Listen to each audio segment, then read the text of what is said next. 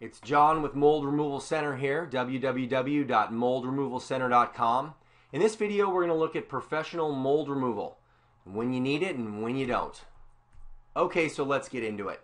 Professional mold removal. Now, if you've recently discovered mold in your house, don't panic. And while you may be tempted to call a professional immediately, do a little research. Make sure the mold problem really requires costly assistance before you actually pull that trigger. Now, you should call a professional mold remediator if you find mold that covers an area more than 10 square feet or about 3 by 3.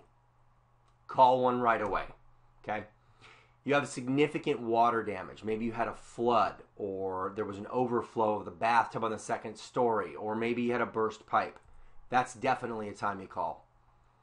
Maybe you discover walls, floors, or in the ceiling, things that have been wet for more than 48 hours, 2 full days. If that's the case, definitely time to call.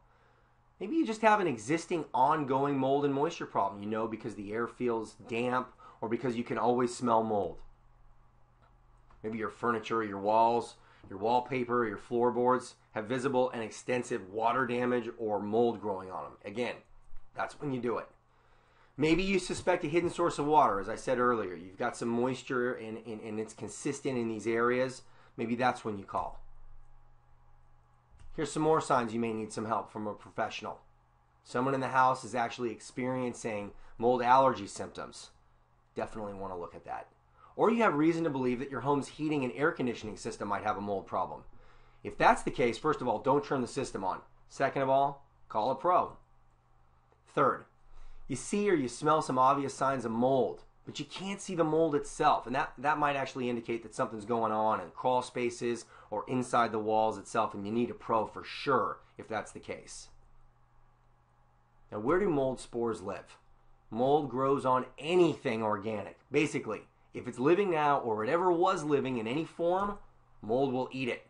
Drywall, even paint, window shades, wallpaper, paneling's a good one, ceiling tiles.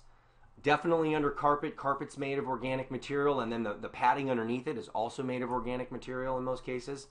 Anything that's made of these three things, just mold could live on it. Now, in some cases, paneling can actually act as a vapor barrier, which isn't good because it'll trap the moisture and create this nice, humid, controlled environment where mold can just go bananas. And then, when can you do it yourself? So if these issues in your house, if the mold in your house doesn't fit these criteria, if you don't see those warning signs, it's likely you can do it on your own.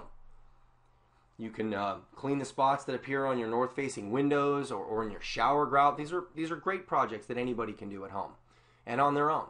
And then there's the color of the mold. Green, black, gray, fuzzy. They don't really point to the extent of your problem, so use the markers that we've already covered before deciding if you can do it yourself or you need to hire a professional. If you've got a manageable amount of mold and you think you found it all, you just need some water, some borax, a scrub brush, gloves, and a simple face mask. Now, we've covered some stuff previously. If those situations are happening, if you see an extensive infestation, definitely involve a professional. But the 4 points on this slide, if you found it, you think you can get rid of it, it doesn't look that bad, you can definitely handle that kind of infestation on your own. MoldRemovalCenter.com has information on how to remove mold from any room in your house. We've got videos you can watch to help you learn more about your mold problem and how to get rid of it. Visit us anytime you want to get mold free.